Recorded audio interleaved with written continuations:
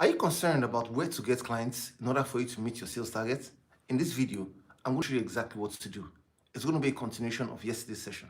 My name is Iyore. I've trained over 23,000 salespeople across 5 countries: Nigeria, Ghana, USA, UAE, Rwanda. I'm an author of several books and resources on sales. I've been featured on lots of media platforms to talk about successful selling.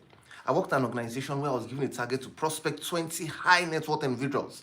And I was able to bring in 21 high net worth individuals in a single month. I also participated in a sales competition where I won, and I was sent for the World Cup for an all-expense paid trip.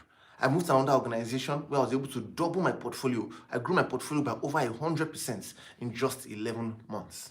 So in this video, let me walk you through exactly what to do now to be able to find clients who can pay you to be able to meet your sales targets.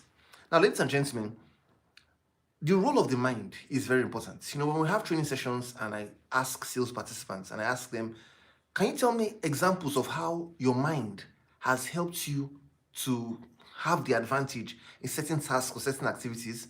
A lot of people always have things to say because they know that the place of the mind in achieving any major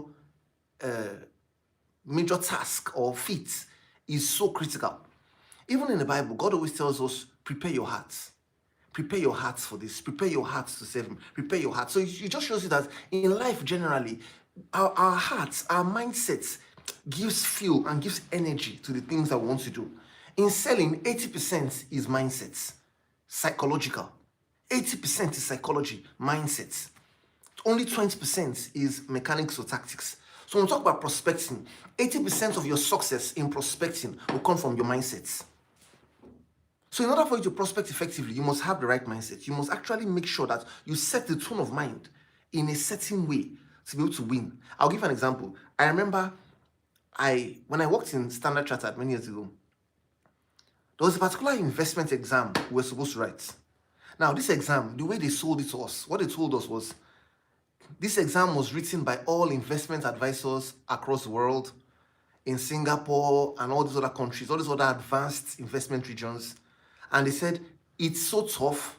Without it, you cannot sell investment services. And if you can't sell investment services, you can't fill that role. And if you can't fill that role, you have to leave the bank. So all of us were under pressure. And there were some people who were very experienced in the room, who had backgrounds in treasury, backgrounds in finance. And when we were being taught these concepts and principles, you could tell that everybody struggled. It was a struggle for everyone, even those who were in the finance or treasury space in other banks.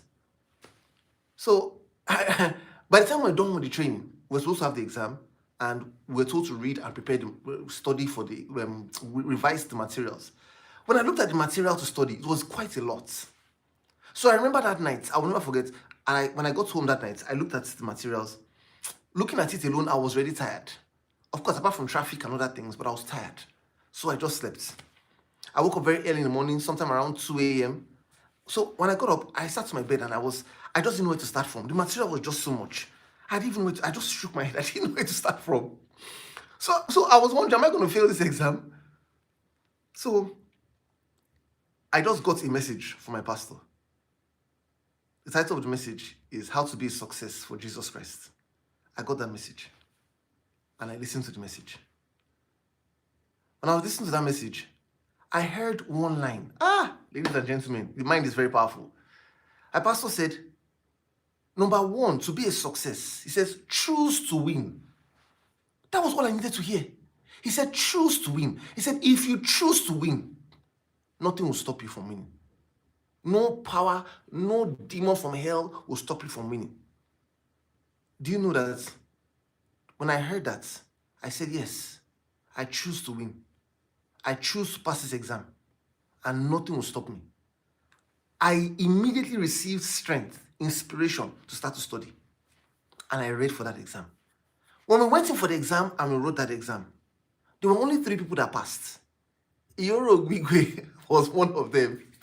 All the rest, of course, all the rest didn't make it. But the point is that we only about 3 that passed, and I was one of them. And part of what made it possible, I still think about it today, part of what made it possible was that mentality change, where he said, choose to win. And that's why I'm telling you today, to win in your prospecting, choose to win. Choose to win. Make up your mind that you're going to win. You're going to prospect and win successfully. If you seek prospects every day, consistently, a time will come when prospects will start seeking you. So the beautiful thing about succeeding in prospecting is the fact that there is a sowing period, there is a reaping period. You cannot escape the sowing period. There's a time when you have to get on the phone and do the dirty work. The work of making those calls, facing the rejection, scrambling around, looking for people everywhere. A lot of times when you do prospecting, people approach you differently. There are some people, they have contacts. Maybe they're doing another kind of business or doing another field before now. When they came into the organization, they came with the contacts and referrals from that field. Some others, they come from certain types of families with a lot of pedigree who have a lot of people around them that can refer them or they can do business with. Those people come in and they do prospecting. Maybe you don't even have any background, you don't have any friends or any relatives that you think can buy your services or products. You don't even have, you've looked around, you've not seen anything anywhere to make reference to. The only thing you can do now is cold call or scramble around, check everywhere, talk to everybody that you can. It will still be worth it at the end of the day. Just make sure that you realize that with your mindset, you've chosen to win. This is the sowing period. There will be the reaping period. If you've not chosen to win, you will find out that every obstacle you face will give you a reason to stop going. There is no great venture that can ever be achieved without having to cross obstacles. It never happens. There will always be something difficult along the line.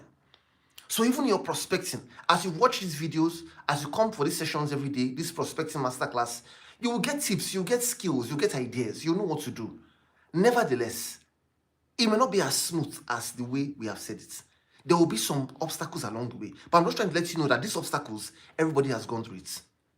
So with coming through these sessions, it will make it easier for you and make you more effective to be able to cross these hurdles. So choosing to win is so critical. The next thing that gives you the advantage is making up your mind that you won't give excuses. There are no options. See, when you eradicate options, creativity will be born. When you eradicate excuses, you will become creative on how you can find other ways to be able to navigate these challenges that are before you to be able to succeed. And there is, see, what makes this success valuable, what increases your value as a person, is the fact that you actually had to climb some hurdles to get to this victory. That's what makes that victory valuable enough. That's what makes you look at it and feel, wow, I'm excited. And makes you feel you deserve and are happy about the results you've achieved. So don't give excuses. Make up your mind. Nothing can stop you. What are excuses? Excuses are good reasons for bad results. This means the moment you're trying to explain and justify why you have the poor result. What is the poor result here? You didn't meet the sales targets. You're given an excuse. Now, are excuses valid? Yes. A lot of times when people give excuses, it's not because they are lazy. It's not because they are lying. Genuinely, there were obstacles that they faced. It could be that they fell ill. It could be that they lost a loved one and they were not in the right state of mind. It could be that there were a lot of logistic challenges. And this is where a term called resourcefulness comes in. I was running a training program the other day for an insurance company. And when I got in, their budget for the year had pretty much doubled. It was even, I think it was even more than double. It was so huge from where they were coming from. And I asked them, when I was meeting the managers, I said, when the budget increases, the resources should increase. Now, ladies and gentlemen, have the resources increased? What are the resources here? Whether pool cars, finances in terms of airtime, personnel to work with you, have all these resources increased? A lot of them said, no. I said, okay, can you tell me what are the resources you have available working for you right now?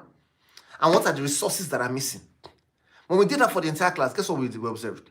We observed that a lot of people mentioned resources that were available. Some other people mentioned that those resources the others said were available, to them, they were not available. So you see, a lot of times, resources, sometimes it's about perception. Are you seeing it as available or are you seeing that it's not there? Someone says, Iyore, but there are things that are genuinely not there. No problem. But the things that are available to you are far more, most times, than the things that are not there. What are the things that could be available? The right training from these programs you're attending here on YouTube. Your background, your experience, your knowledge. the kind of supervisor that you have, possibly the person supporting you, some of the resources that are even available, possibly you have airtime, maybe you don't have full cars, maybe you don't have the personnel to work with you, but there are things that you have available. Focus on the things that you have available. For the ones you don't have available, you practice resourcefulness. Resourcefulness means finding clever ways to work around what you have to get the outcome. For example, we don't have pool cars enough to go out and see prospects. Can you take a cab? I don't have airtime to make calls for cold calling. Can you borrow airtime? I don't have data. Can you borrow data? I'm just saying, can you find another means to get the job done?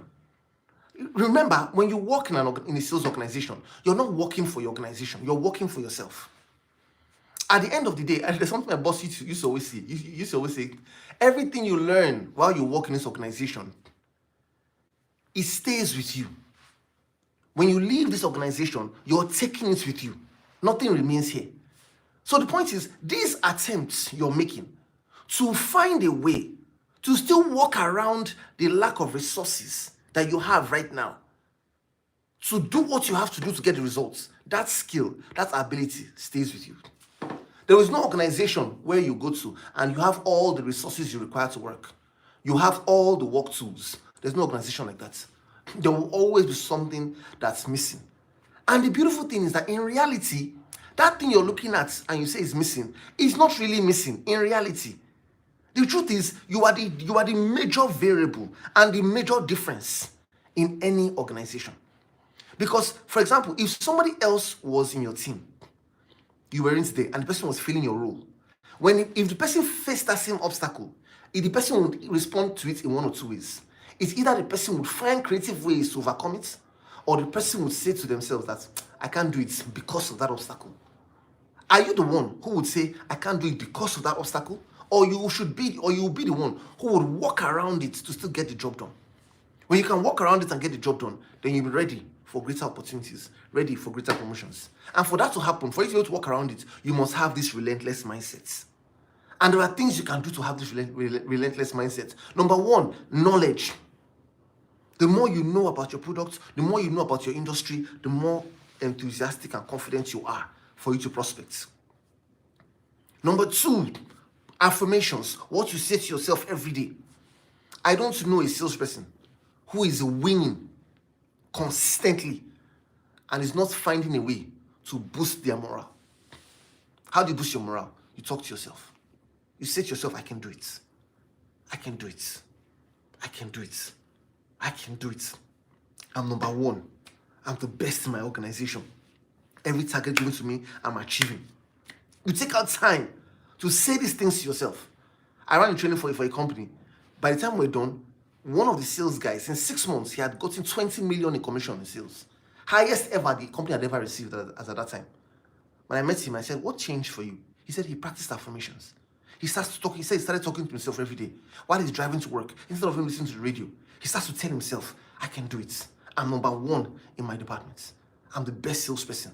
Every target given to me, I can achieve. And he would do that while he's driving to the office. He did that for months.